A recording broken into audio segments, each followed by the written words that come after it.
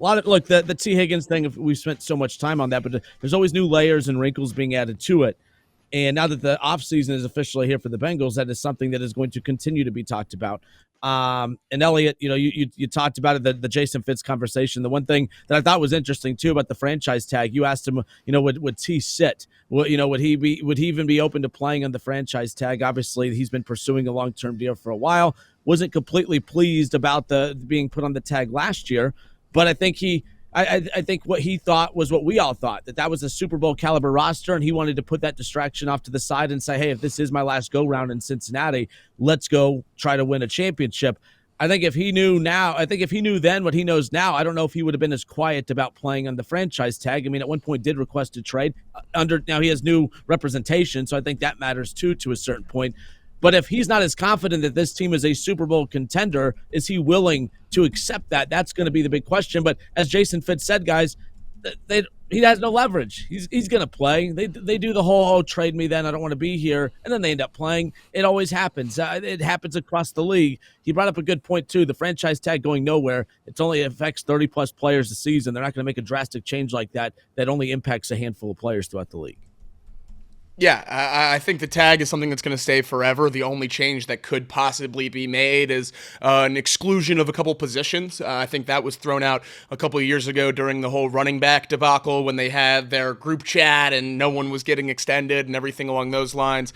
That was something that was thrown out, but I think the franchise tag, for exactly the reasons Fitz said, is going to stay in place basically how it is right now. And I think T. Higgins will not play on the franchise tag next year, and it's not because he's going to opt out or sit out or hold out. I completely agree with that sentiment as well, that if he's tagged, he will play on that tag.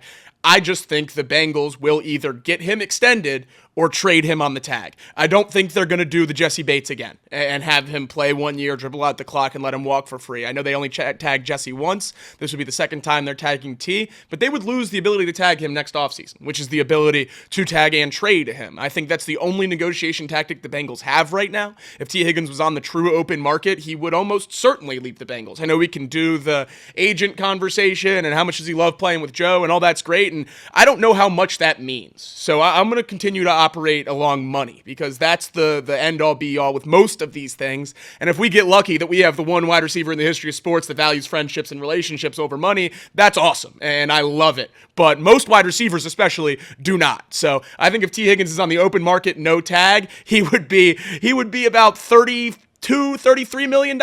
I think if he comes back to Cincinnati, we're going to be looking at 28 to 30. So $2 to $3 million cutoff there. And I think that is a reliance on relationships and a belief in this offense and a belief in the ability to win championships. And maybe you can structure it in a way where it's competitive, but the Bengals can't match top market value. So they will tag T, and they'll try to get something done. And if not, I expect them to trade him. I do not think he will play this year on the tag, but not because of a holdout, just because I don't think the Bengals will take that risk.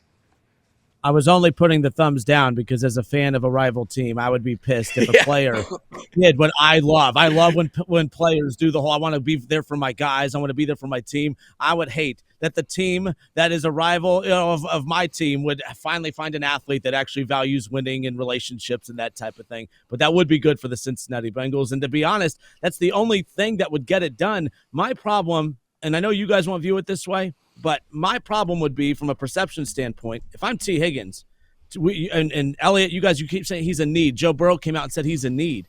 If Joe Burrow comes out and says, hey, we're going to restructure my contract, we're going to shave money off my deal, and Jamar Chase comes out and says, you know what, we value T, we need T, I'm not going to take every dollar that's coming to me, and then T takes a discount, you won't hear a peep out of me. That's fine. What I would have a problem with, my criticism of Joe Burrow and Jamar Chase would be how selfish of those two if they continue to go to the media and say how much of a need T. Higgins is, but Joe takes every dollar coming to him, Jamar becomes the highest paid wide receiver in football, and T's supposed to take the discount when all you guys are telling him is that he's a need. That's my only pushback on all this. Of course, it doesn't matter if I have a problem with it or not. From a perception standpoint, cool. If T. Higgins says, hey, I'm willing to take less to stay in Cincinnati, then why didn't the other two friends of his agree to do the same thing? Because Joe had made it sound for years that we're going to be doing these things to, we know what we need to do to keep these guys here. But Joe didn't do that. All right. And there's nothing wrong with that. I have no problem with him taking every dollar going to him. He earned it. He deserved it. Same thing with Jamar. But what I don't want to see is don't gaslight this guy and tell him how much of a need he is, but say, hey, you got to be the one that takes less so that Jamar and Joe could take every dollar coming to them. That's the problem I would have with that. I know Completely you guys probably fair. won't.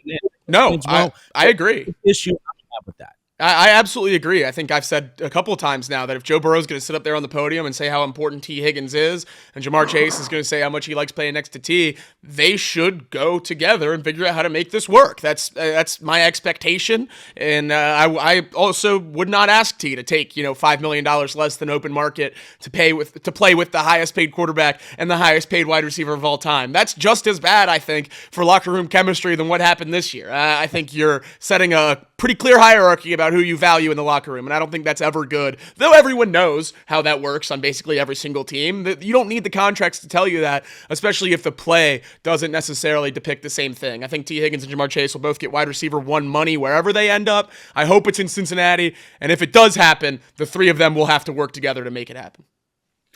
Yeah, I'm gonna disagree with you guys a little bit because it's not the player's responsibility to run the franchise. Joe Burrow is getting paid $55 million a year to be the best quarterback in the NFL, the best pure passer in the NFL. Trevor Lawrence is also getting paid $55 million a year. That's what quarterbacks get paid. That's the average market value. I'm not going to sit here and say Joe Burrow needs to play for $25 million a year when a guy like Trevor Lawrence, out of all people, no disrespect, but come on, Trevor Lawrence hasn't been a good quarterback in the NFL, nowhere close, and making the same amount of money as Joe Burrow. Joe Burrow took what he was earned, took what he was owed, and Jamar Chase this offseason is going to become the highest paid wide receiver in the National Football League by probably a substantial margin, and that's both well-deserved. I mean, they both deserve that. I get that, Joe has come out and said, we're going to do whatever it takes to get it done. And maybe people wanted him to do his own restructuring.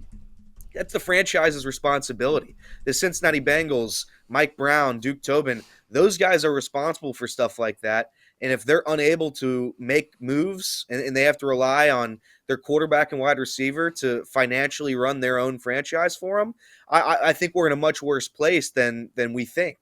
So, yeah. I mean, if we want to say that, T. Higgins should be the beneficiary of Joe Burrow and Jamar doing their own thing and being kind to the franchise, I think that's an interesting take because we kill, and I know Kinner does too. Everybody just destroys the Bengals for being the cheap organization. They've paid Joe Burrow, and I think they're going to pay Jamar Chase. The question will be, are they going to have what it takes to pay T. Higgins as well? It's not the responsibility of my quarterback to worry about how the franchise runs. To make it very clear, I'm not asking for Joe Burrow to make any less than $55 a year, and I'm not asking for Jamar Chase to make any less than $40 million plus a year. I think they both should still be at that top value. What I'm asking is to mess with the guarantees, because the Bengals have no issue with the cap to re-sign T. Higgins. Zero issue with the cap. The issue is getting the guarantees and the money into escrow, and that's the problem with these three big contracts is you're guaranteeing so much money in such a short window, and the Bengals aren't being cheap. They're just poor. They don't have the money. It's not like they could pay it. This isn't a cap situation where they're being poor and saying, we don't want to pay this guy that money. They don't have the cash to give him. So that's where Joe Burrow, Jamar Chase comes in. You don't take less money on an annual sense. You take less money in terms of guarantees. You play with the structure a little bit, sacrifice some money now for some money later, do a little gymnastics and make it work. That's how the Saints have been in cap hell for a decade. That's how the Rams get out of what they've been in. That's how a lot of the really good teams, even the Browns, have been able to manipulate cap structure and guarantees and everything like that to navigate around this Deshaun Watson contract and field a pretty competitive roster outside of the quarterback position. So there's ways to do it, and I'm certainly not asking Joe to take less than $55 a year, and I'm not asking Jamar to take less than $40. Where I'm asking him to mess with it is in the structure, because I think that's more than a feasible ask if you want to keep a second wide receiver one. See, with that, and let's be clear, when I say I am asking Jamar Chase to take less than 40 and Joe Burrow to take less than 55, the reason I say that is because, and this is where I defer a little bit, if you're going to tell T, you can go get 30 to 35 in the open market, but you need to take 22 to 23 to stay here, Why is he having to? I guess I keep going back to that. Joe Burrow keeps saying he's a need. Well, then Joe Burrow take less money. Well, hold on. I mean, he's not that much of a need. Now, Elliot, you bring up a good point. Joe Burrow's not the general manager. It's not like it's his pool of money that they're working with here. Jason Fitz brought up a good point. You look at the Eagles; they found a way to pay Jalen Hurts and Smith and obviously A.J. Brown and others. But the one reason that they were able to do that is when you look at the year that they went to the Super Bowl. Go look at that defense. They drafted and developed every single player except for one on that side of the ball. They draft and develop well. They didn't have as many needs. So when you don't have to spend your money on needs, you get the luxury of looking at A.J. Brown and Devontae Smith and saying, hey, we can make this work. My concern for the Bengals is you have so many needs. And I know what you're saying is if we're going to have a bad defense, you might as well lean into the offense. I'm not saying that's necessarily wrong, but also could be reckless in a league that has a salary cap.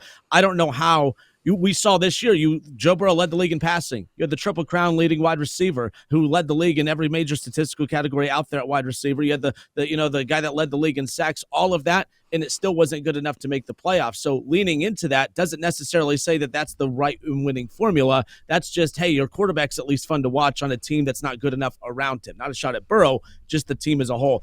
I just think T is not a need. I think he's a luxury for a team that does have so many needs at this point. For instance, I remember when I had a bunch of roommates in college, and when I finally graduated and had to get a place of my own, it's like all of a sudden maybe I don't need this. I need this Netflix subscription. All right, I need unlimited data on my phone. I need the biggest, the best Wi-Fi package. And then I had to start sitting back because I'm paying bills by myself, and I'm like, well, man, I guess I just want the best internet possible. I just want Netflix. I guess I just want unlimited data. I don't need those because I need gas for my car to get to work. I need my car to get to work. I need groceries, right? Like I need the power to be left on in my house. Those become needs. Wants all of a sudden become luxury items. And I think when you're the Bengals and have as many needs as they actually do, I don't know if T. Higgins is a need when you look at it at this particular point. But Joe Burrow's going to fight to the death to keep him there, and that's just because he's a good teammate, and you can't argue that when it's all said and done. I don't think T. Higgins is a need for Joe Burrow, and I don't think T. Higgins is a need for Jamar Chase. I think T. Higgins is a need for Zach Taylor, and I think that's the conversation Joe Burrow is having in these press conferences. When he says T. Higgins is a need, I don't think he thinks that he's no longer an MVP caliber quarterback with just Jamar Chase. I think most people believe that in almost any system in the world, those two guys will be able to put up ungodly numbers no matter what. What he's saying is this team can win a Super Bowl with T. Higgins as the wide receiver too, and the ceiling for this offense is non-existent when both these guys are here, and we've seen the step that it takes back when T. Higgins is out, when Zach Taylor's calling these plays. If the Bengals had an Andy Reid, if the Bengals had one of these elite play callers, then sure, I would be more gung-ho on letting T. Higgins walk. But I think for what we're trying to do in Cincinnati with the head coach that we still have employed, I think T. Higgins is pretty close to a need. And I guess that's a good way to circle back around and say, if you need two wide receiver ones and the best quarterback in football, how good of a coach are you? And I guess I'm just not so sure. Fair enough. And Elliot, you're not, and by the way, I did not say you're wrong. Like, if I'm a Bengals fan, I'd be pissed if T leaves. I'd be pissed if my team didn't keep. I get it 100%. But you keeping T is interrupting the chance for my Browns to have Shedeur Sanders throw an interception trying to go deep to T. Higgins up the sideline, okay? So you're getting in the way of my dream and my reality a season from now. So let's be clear. But nonetheless. All right, this is Off the Bench presented by United. What's that? I was gonna say I was gonna if I was in studio, I would have made another comment to Jason. The Browns do notoriously hit those quarterbacks early in the draft very well, so I'd imagine they're going to keep and draft, and they're going to be very successful next year. Very. We'll be right back. Off the Bench presented by United Dairy Farmers. Not today, Satan. Not today.